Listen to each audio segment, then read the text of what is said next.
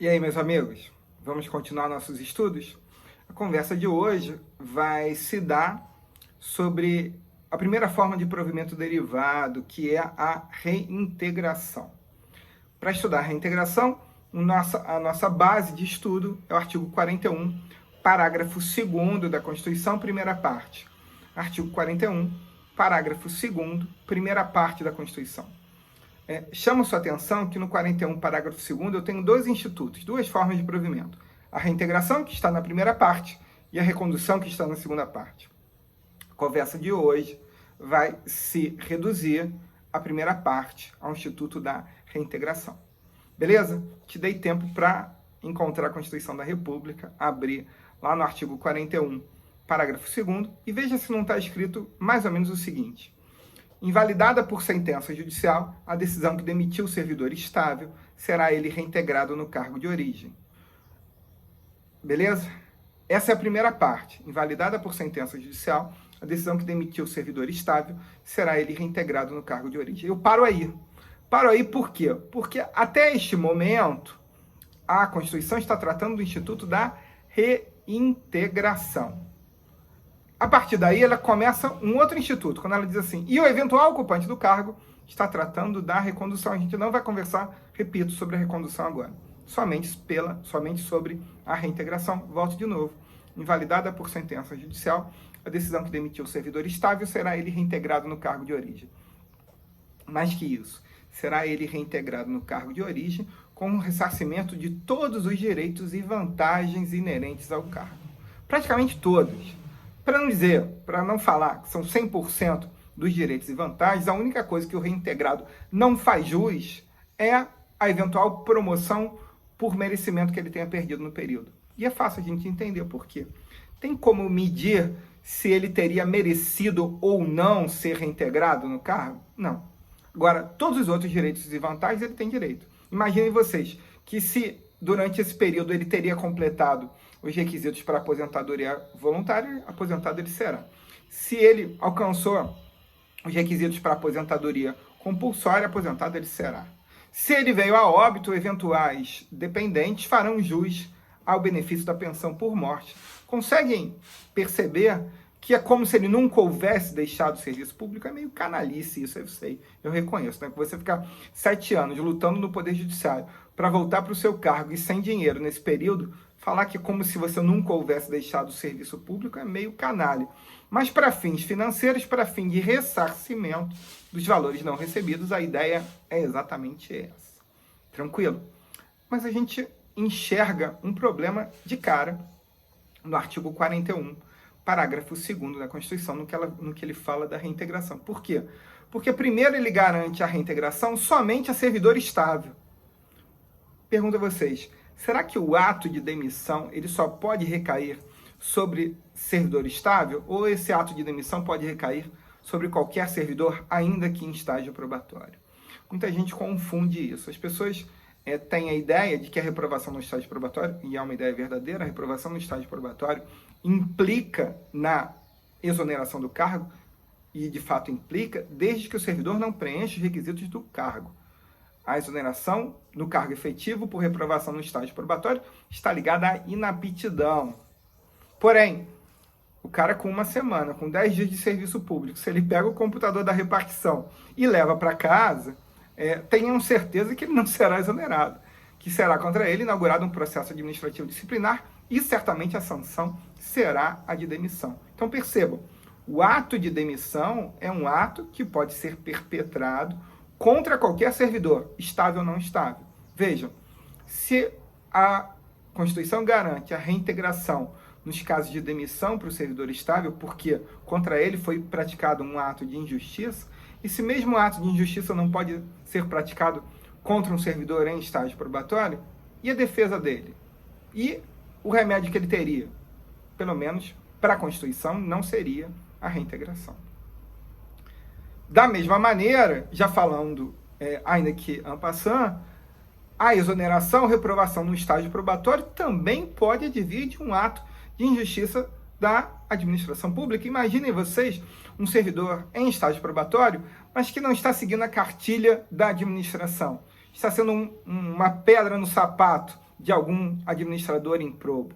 É difícil imaginar que ao final desse estágio probatório, num ato de perseguição à administração, possa vir a reprovar esse servidor no estágio probatório e exonerá-lo. Percebam, se o 41, parágrafo 2º da Constituição garante ao servidor em estágio probatório o direito à reintegração pela reprovação no estágio probatório.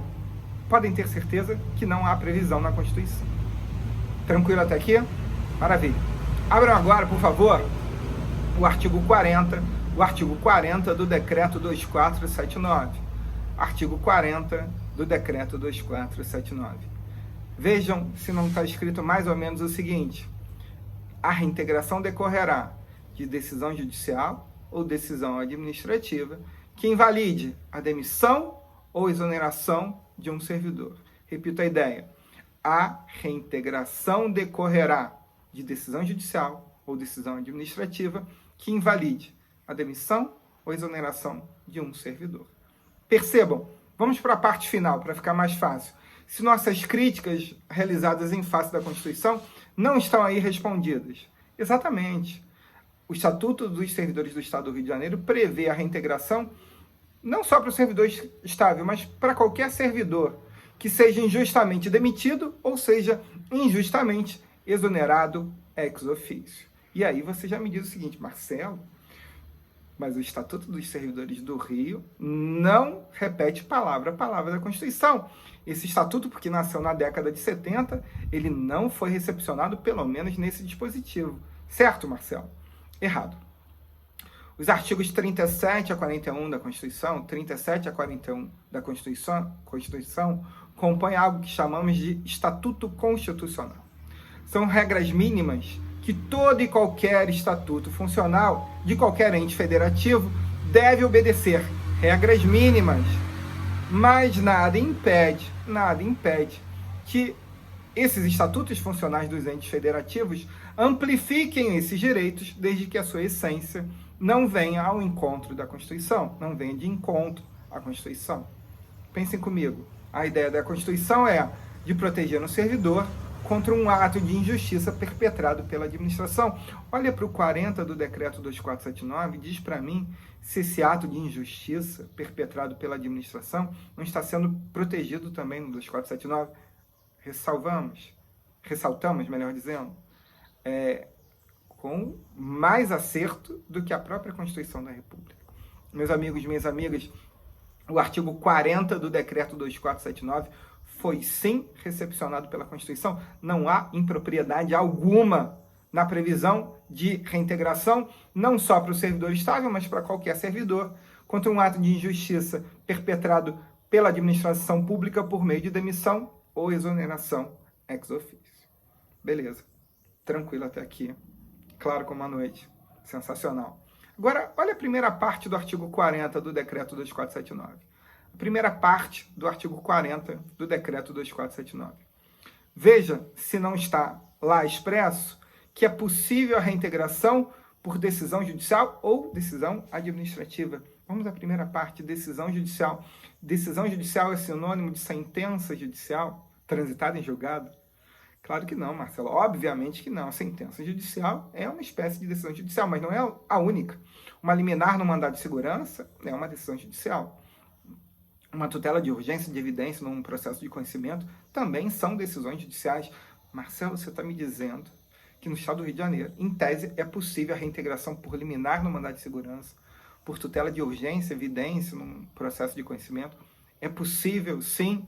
Sim, em tese é possível. Em tese é possível porque, ao fim e ao cabo, tal previsão é mais benéfica para a administração do que a própria sentença judicial transitada em julgado. Você vai dizer que eu enlouqueci de vez. Não, não enlouqueci. Pensa comigo.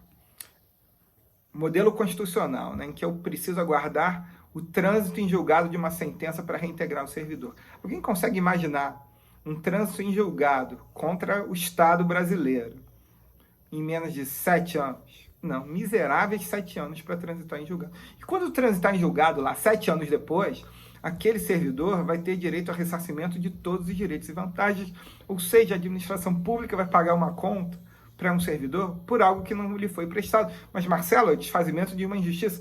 Eu não estou discutindo o olhar do servidor. Estou discutindo o olhar da administração. Ela, 7 anos, tem que pagar por uma conta, por um serviço que não lhe foi prestado. Agora, olha o nosso estatuto. Imagina que o cara foi demitido num dia, no dia seguinte ele entrou com mandado de segurança, conseguiu eliminar e está trabalhando normalmente os 7 anos. Quando essa sentença dele transitar em julgado lá na frente, quanto é que a administração pública deve para ele? Nada. Não deve absolutamente nada, porque ele trabalhou normalmente e foi remunerado normalmente. Ah, Marcelo, mas a tua visão é só de sentença que confirma a liminar, que confirma a tutela de urgência. E se a sentença for de improcedência? Repito, qual prejuízo que a administração vai ter? Prejuízo algum, porque esse servidor trabalhou os mesmos 7 anos do nosso exemplo. E, ao final, como teve a improcedência, ele vai deixar o serviço público. Mas, durante os 7 anos, a administração pública pagou por um serviço que lhe foi prestado. Beleza. Tranquilo até aqui. Por fim, decisão administrativa. Aí você me diz, Marcelo, mas aí é arrepio da Constituição. Porque a Constituição só admite reintegração por sentença. Como é que eu posso, por decisão administrativa, reintegrar um servidor? Vou te mostrar como é bem fácil você visualizar. Lembra lá das tuas primeiras aulas de direito administrativo? O princípio da autotutela é o poder-dever que a administração tem de desfazer seus atos quando eivados de alguma ilegalidade. E isso, meus amigos, é o quê? Simplesmente a materialização do princípio da autotutela. A administração pública está ciente que praticou um ato de injustiça, um ato equivocado de demissão e de exoneração de um servidor. Deve ela guardar o puxão de orelhas do Poder Judiciário? Não, ela tem o poder/dever de desfazer esse ato aí, eivado de alguma ilegalidade. Tranquilo, beleza. Vale a anotação de que existem 3 formas administrativas de se reintegrar um servidor no Estado do Rio de Janeiro. São elas: o pedido de reconsideração, o recurso hierárquico e a revisão administrativa. Pedido de reconsideração, recurso hierárquico e a revisão administrativa. Nas 2 primeiras, pedido de reconsideração e recurso hierárquico, porque possuem natureza recursal, a mera resignação com a decisão de demissão e exoneração ex officio são suficientes para que eu venha intentar tanto o pedido de reconsideração quanto o recurso hierárquico. Mais ou menos o seguinte: eu posso fundamentar o meu pedido de reconsideração ou o meu recurso hierárquico com: pelo amor de Deus, não faz isso comigo não, eu tenho um filho pequeno para criar. Isso é fundamento suficiente para autorizar o manejo tanto do pedido de reconsideração quanto do recurso hierárquico. A mera alegação de injustiça é possível, tanto para um quanto para outro. Mas a mesma situação não acontece com a revisão administrativa. A revisão administrativa, ela funciona de forma muito parecida com a revisão criminal, pelo menos o conceito, a ideia básica, qual seja, que para que eu ingresse com a revisão administrativa, necessário se faz o surgimento de novas provas que comprovem a inocência do servidor. Surgimento de novas provas que comprovem a inocência do servidor. A revisão administrativa não tem natureza de recurso, e sim de processo administrativo autônomo. Para que eu entenda, a mera alegação de injustiça na penalidade não é suficiente para tanto. Beleza? Tranquilo? Então, vamos fechar a ideia de reintegração hoje. Na semana que vem, a gente começa a conversar de recondução. Beleza? Beijo no coração de todos e bom final de semana.